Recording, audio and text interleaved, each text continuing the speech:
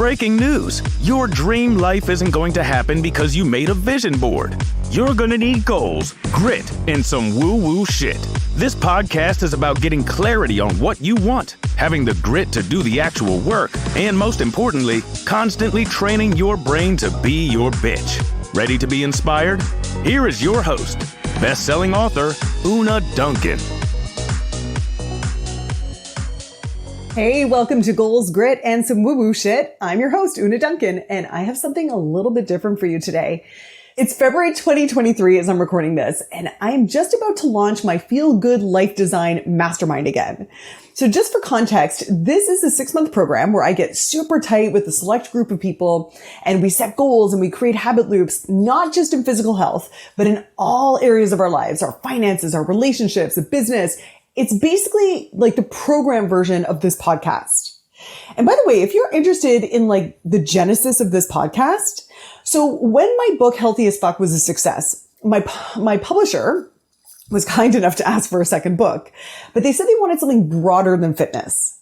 Actually, can I just share this moment with you? Because it's one of my most core happy memories. And if you have any book writing goals, I just want to offer this moment with you because it was so fun. So my literary agent and my editor from Penguin took me to this fancy schmancy restaurant in Toronto for lunch. And there was like beautiful vegan options and they sat me down and they were like, we see a big future and it's beyond fitness and we want general personal development. And dude, I was just like in freaking heaven. Like I was so excited and I left and I was like, all right, let's do this. I love talking about goals. And one of my favorite presentations is my annual goal setting workshop. So let's write a book about that. So I sat down and I wrote a proposal for a book called Goals, Grit, and Some Woo-Woo Shit. And I worked my ass off on this proposal. And then, and then once it was written, I took one look at it and I knew this would be a sophomore book. So a sophomore book is when a writer tries to follow up on a successful first book and they rush something out, but it's kind of like half formed. And I knew that this was totally possible because I'd already written a sophomore play. My first play was called Talk 30 to Me, and I had interviewed all these 29-year-olds about turning 30. And it was about coming of age in an era of delayed adolescence. And it was this weird breakout hit play. And so I followed it up the next year with one about the boomers turning 60, and it totally flopped. I actually got my first hate mail from that play. Like, can you imagine how bad a play would have to be for you to sit there in the audience and then leave and then go seek out the playwright's email address to send them a note telling them how much it frickin' sucked? Like, they hated it. At least that particular person did. So anyway, based on that experience, I was like, I'm going to skip the sophomore book. I'm going to wait until I really got something to say. Like with Healthy as Fuck, I had already helped thousands of people through a physical health transformation process. And I found that I was saying the same things over and over and over again. So that book came out of me being like, okay, everybody sit down. Here's what you all need to know about weight loss right now. And I really wanted to get that feeling of certainty again about the content that I was working on with this goal setting stuff. So I started a goal setting mastermind group to really focus on achieving goals in every area of life and a systematic approach to that. And I called it the Exalted Council of Wise Motherfuckers. I've since changed the name to the Feel Good Life Design Program because the other name was scaring the bejesus out of people. But let me tell you something. That original group, they were from 2019. I'm not going to go off about all the stuff that they accomplished because there's probably testimonials on my site somewhere. But what I'm most proud of is that they are still meeting on Zoom every month to share their wins and systematically work on their goals together. This is amazing. And this year, by the way, is going to be even more fun because the members are actually going to fly out and come visit me here on Salt Spring Island for a couple of days. And I'm going to take them on my favorite hike and to my favorite restaurant. It's going to be awesome. And if that sounds like something that you might be interested in, you can go to unaduncan.com/apply and check it out. Okay, so all of this is to say that I've spent the last week walking on my treadmill desk and listening to my own trainings for the Feel Good Life Design course. And two things went through my mind. One, Oh my God, this material is exactly what I'm talking about on my podcast these days. So the same things that I was obsessed with a couple of years ago, I am still obsessed with them. And it reminds me of recently I had a conversation with my friend Jocelyn, and she said that whenever she's in a bookstore, she always finds that she has somehow ended up in this section that's about decluttering and living minimally and sustainably. And once her husband was like, don't you feel like you might know enough about this stuff? Like, don't you ever get bored? And she was like, no, there's always more. And I share that story with you because maybe it's interesting to think of what section of the bookstore do you always end up at? Because that is a huge hint about the kind of person you want to be and the potential that you see in yourself. Anyway, my second thought in reviewing all this material was, damn, this is pretty good shit. Toot toot. That's the sound of me tooting my own horn. And so I wanted to share an excerpt of one of the trainings for you on this podcast right now. So this excerpt is about those times when you are not on the path towards your goals. When you want to lose weight and you step on the scale and the motherfucker's gone up. When you are trying to save money, you check your bank account and it is lower. When you are trying to improve your relationship and you are just like in a big hairy fight with your partner and you can't ever imagine ever loving them again. Not that we have those moments, but you know what I'm saying. Those moments feel freaking awful and they are actually gold. And I'm going to prove it to you in this training. Enjoy. All right. So here you are with your new goals. And that is awesome. You should feel like you are at the starting line of a success path and you can see the end and you've got a map to get there, which makes this the perfect time to remind you that you will probably be off that path quite a lot. Stephen Covey, the guy who wrote the 7 Habits of Highly Effective People, he gives us this awesome analogy. He says it's like an airplane. Before taking off, the pilot has a very clear destination in mind and a flight plan to get there. And the plane takes off at the appointed hour towards that predetermined destination. But actually, the plane is off course at least 90% of the time. Because of weather conditions, turbulence, and other factors, it goes off track. However, feedback is given to the pilot constantly, who then makes course corrections and keeps coming back to the flight plan, bringing the plane right back on course. And more often than not, the plane arrives at the destination on time. And this is amazing. This is you with your goals. You may be off track 90% of the time.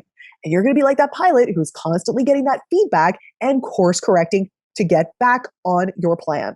Now, that being off track, it can feel like dips, or as I say in Healthy as Fuck, the fuckets. So basically, you grow and then you've got a challenge and it feels kind of yucky, and then you learn the skills and you get better, and then you're off to the next peak. And then you've got to grow and you've got to overcome that challenge, and then you get to the next. And all of this up and down trajectory, this is actually what success path looks like. It's not ever a straight line. And we shouldn't expect it to be. It's when we expect it to be a straight line, that's what kind of screws us up. We should expect those dips. And our aim here is not to not have the dips, but it's to gather the data and recover from those dips quicker, better, and stronger. So, dude, this is the best training for you if you tend to start out super hardcore and then fall off the rails. And I've got that in quotations there, and I want to talk about that language for a second. I always discourage words like fall off the rails or fell off the wagon in my groups because it is so passive and disempowering. Instead of saying, I fell off the rails with my exercise plan, it is so much more empowering to say, I deprioritized exercise last week. Because when you use language that takes responsibility and acknowledges that there's no runaway train that you fell off of, but in fact you made choices, then you are empowered to make different choices. If you view your life like a runaway train that you have no control over, you're kind of effed. And I don't want that for you. I want you to feel like I am making choices. Rant over. You're also in the right training if you have a hard time getting back on track after you fall off the rails, quote unquote, and you feel like you're starting again at square one. So if you're someone who, for example, has a bit of a wild weekend, and then you tell yourself that you'll just fix it all on Monday, then Monday is soccer practice. So you end up ordering pizza, and then a friend comes over on Tuesday, and then it's wine Wednesday with the girls. And then, you promise yourself you'll fix it all later. You'll deal with it properly later. This is classic all or nothing thinking. You start thinking, oh, I screwed up. My momentum's gone. And if I'm not going to do it right, I'm not going to do it at all. And this is so reinforced in our society. And honestly, dude, this kind of thinking is kryptonite to your goals. So the purpose of this training that we're doing today is to build resilience and a growth mindset so that these loops won't even bother you anymore. Are you ready? All right, let's get into 3 reasons to embrace the suck. And by the suck, I mean the fuckets, the loops, the dips. You know what I'm talking about. Reason number 1, the dips is where we actually get strong. So let me just talk about physical health for a second and the way that we physiologically get stronger. So before we train, we do our workout. Here we are at our baseline of fitness.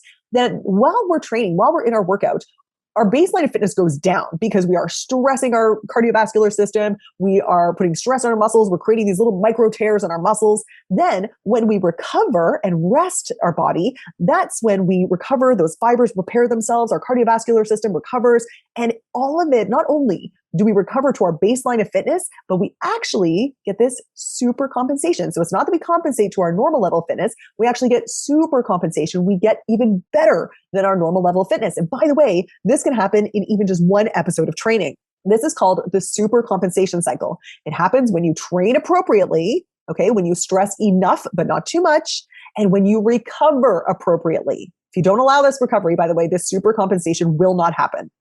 All right, so now what happens if we do that again and again and again? Well, that's when the magic happens. Your baseline of fitness starts to go up and up and up and up. That's physiological health. But I want you to understand that this same pattern applies to other areas of our life.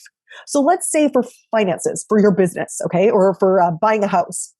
You're probably going to go into debt to buy that house or to invest in your business. Now, ideally, that house, you pay it back or whatever. Not only that, but it appreciates and you get the super compensation, or your business gets out of debt and you make some money, right? And then you invest again, and then you make a little bit more and you invest again, et cetera, et cetera. And so your baseline of personal wealth goes up and up and up and up. Awesome.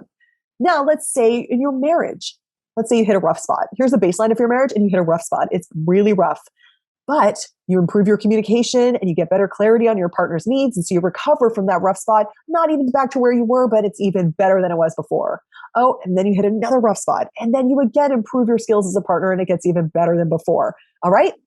And the baseline of your relationship goes up and up and up. Do you see the pattern here?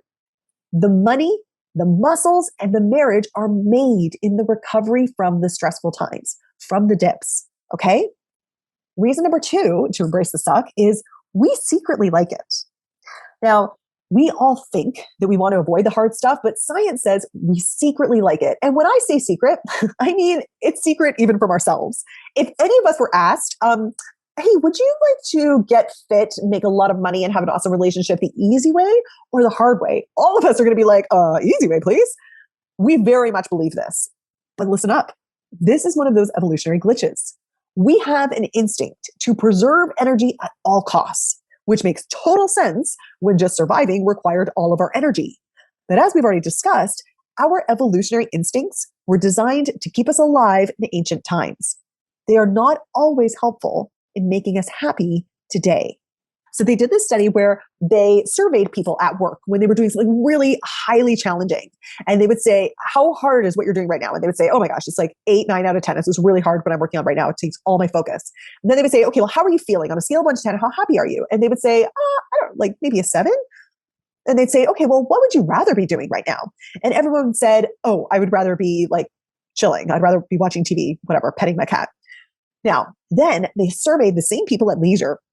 And they said, what are you doing right now? How hard is it? And they're like, oh, it's not hard. I'm petting my cat. I'm watching TV. It's a 2 out of 10. And then they said, well, how happy are you in this moment? And then usually they said 5 out of 10. And then they said, well, what would you rather be doing? And everyone said, nothing. I want to be doing exactly what I'm doing right now, watching TV, petting my cat. I would not rather be at work, obviously, because that's hard. But isn't that interesting? Because when they were at work, they were actually happier when they were doing that really hard thing. So here's what I want you to take away from this. Our perception of effort does not equal our actual experience of effort. In other words, we think we want things to be easy, but actually we're not as happy when they are. Check this out. This is an amazing researcher, Mihaly Csikszentmihalyi, and he says, contrary to what we usually believe, moments like these, the best moments of our lives, are not the passive, receptive, relaxing times, although such experiences can also be enjoyable if we worked hard to attain them. The best moments usually occur when a person's mind or body is stretched to its limits in a voluntary effort to accomplish something difficult and worthwhile. Optimal experience is thus something we make happen. So he goes on to say that for a child, this could be like putting the final block on a tower that she built, like that's higher than she's ever built before. For a swimmer, it could be trying to beat your own personal record. For a violinist, it could be mastering a really intricate musical passage. For every person, there are thousands of opportunities of ways to challenge and expand ourselves. And science says that we actually don't like it when things are easy. We want to be challenged.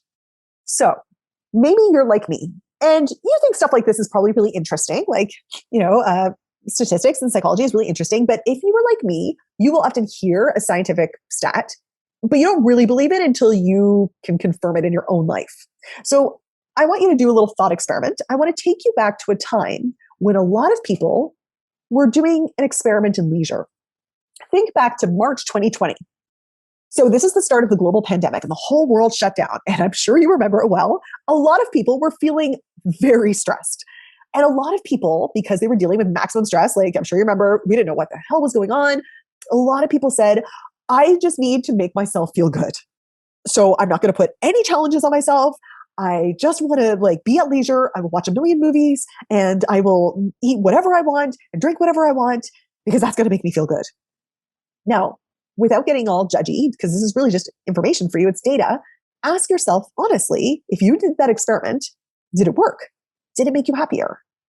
Most people reported that it didn't during that time. And anytime they do that experiment, when you go on your all-inclusive vacation and you don't challenge yourself at all, you just allow maximum leisure, most people report that it makes them not as happy as they think it will. Here's another example.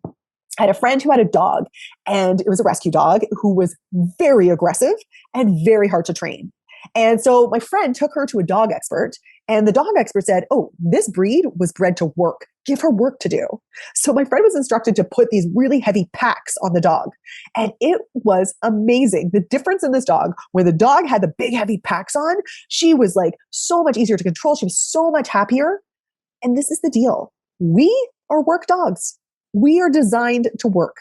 And because of that evolutionary expectation that we would be working all the time, we're also programmed to seek leisure whenever possible. And this is why listening to your body can lead you astray. Now, this is one of the most controversial things that I say in the public sphere. I say, don't listen to your body. Your body is stupid. And people get so pissed. They hate it. They say, they misinterpret me. They think that what I'm saying is to push through genuine fatigue or starve yourself or whatever. I am not saying that at all. What I'm saying is that our bodies have not adapted to our current environment. For example, our bodies are programmed to eat as much sugar, salt, and fat as we can get our hands on. Our bodies are programmed to take leisure and avoid physical effort as much as possible. Our bodies are designed to have babies when we're 15 years old. Obviously, our bodies have not caught up with our environment, where calories are readily available, where we are mainly sedentary all day long, and where our longevity and social structures make having babies at 15 not the best idea. We were designed to work. It makes us happier than we think it does. So, reason number 3, why you want to embrace the suck. Because embracing the suck, or grit, as I say here, it cultivates a positive self-perception. So you might remember in the last training, I mentioned self-perception theory, how we watch ourselves just like we watch everybody else. And we develop an opinion of ourselves by watching our actions. So there's 2 ways we can watch ourselves. We can watch ourselves with a growth mindset or a fixed mindset. So you probably have heard those terms before, but I'll just review really quickly. A fixed mindset believes that your ability, your intelligence, and your talent are fixed traits. So if you have a fixed mindset, you might think things like, well, if I have to work hard at something, it means that I'm not smart. And your tendency would be to conceal and hide these deficiencies because you think they are innate deficiencies. So for example, I will sometimes see people, this happens all the time in my Facebook groups, people will hide if they're not feeling successful because they think that might mean that there's something wrong with them, rather than, hey, I'm just learning this and I'm experiencing challenges. How can I get some help? How can I get more resources? You know what I mean? Let me give you another example. Let's say you're teaching a kid math and they're really struggling. And so they throw down their pencil and they say, I suck at math. That would be a fixed mindset, whereas a growth mindset would say, this is really hard for me, but I can learn it. So which one would you want for a kid? Obviously, you want a growth mindset. Now, which one do you want for yourself? Isn't it interesting? Because sometimes the best way to access the right answer and the most self-loving answer is to think, what would I want for someone I love so much? So let me show you how this growth mindset idea could play out in the areas of life that we're working on. So in your personal life, I hear this all the time. I hear people say things, or I see them say things like, oh, I'm not a runner, versus saying like, running is hard for anyone who doesn't train. I can train. Or in your relationship, people might say, this is just not a right match for me. Or this, is this person my soulmate? These are examples of fixed mindset. Whereas a growth mindset about relationships would be, good relationships are the result of learned skills and focused effort. In money, I hear people say all the time, I'm so bad with money. I'm a teacher, so I'm poor. Artists are always poor. The working class never catches a break. That would all be fixed mindset. Growth mindset is, anyone can learn to be a financial genius with the money that they do have. Do you see the difference? A lot of us think that, oh yeah, I'm a growth mindset person. But when you see these examples, maybe this is an area of growth for you. So how do we apply this to ourselves?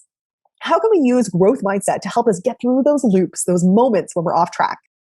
So number one, first strategy to start to really cultivate the growth mindset for yourself is to reward and affirm yourself for the effort, not the outcome. So that would look like celebrating, not when you achieve a certain number on the scale, but when you have a consistency streak in your habits.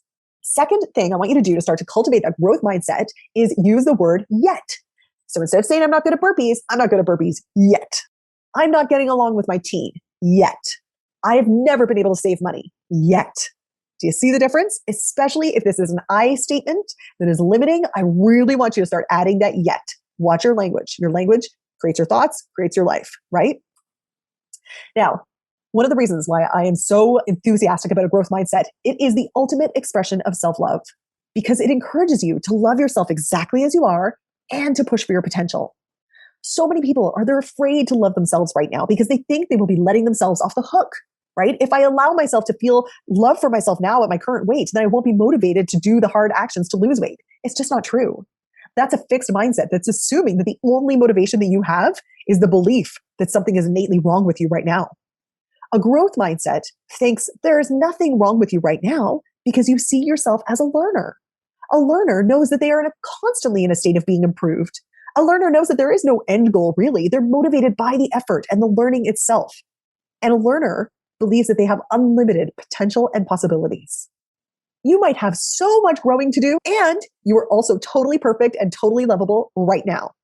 Okay, so just to review the 3 reasons why you should embrace the suck, the loops, the fuck-its. 1, that's when you get stronger.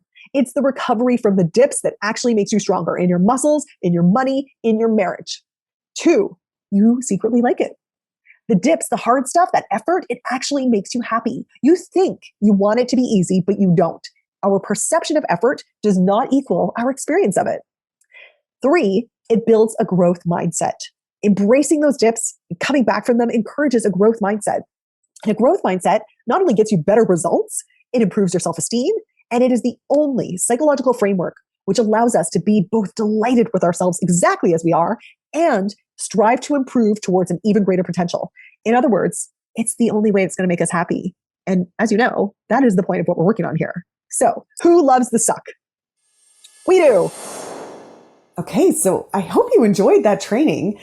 I cut the excerpt off a little bit just for time's sake for the podcast, but the training goes on to tell you a couple of other things, like when you should not grit your teeth through hardship, like how to know when to cut out because it's not meant for you, and also how to take care of yourself when you are pushing through something hard. And so if you're interested in hearing about those, let me know. Send me, a DM on Instagram. I'm at Una Duncan. Or if you have feedback about anything you hear on this podcast, I would love to hear it. And if you would want to work with me directly on all this type of stuff, then go to unaduncan.com/apply. And I would love to see your application. All right. Chat soon.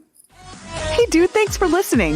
If you like this episode, make sure you're subscribed so you can get the next one. And by the way, if you rate and review this podcast, it really helps me get found by other people who need some goals, grit, and some woo-woo shit. And be sure to connect and DM me at Una Duncan on Instagram and let me know what you thought of the episode. Chat soon.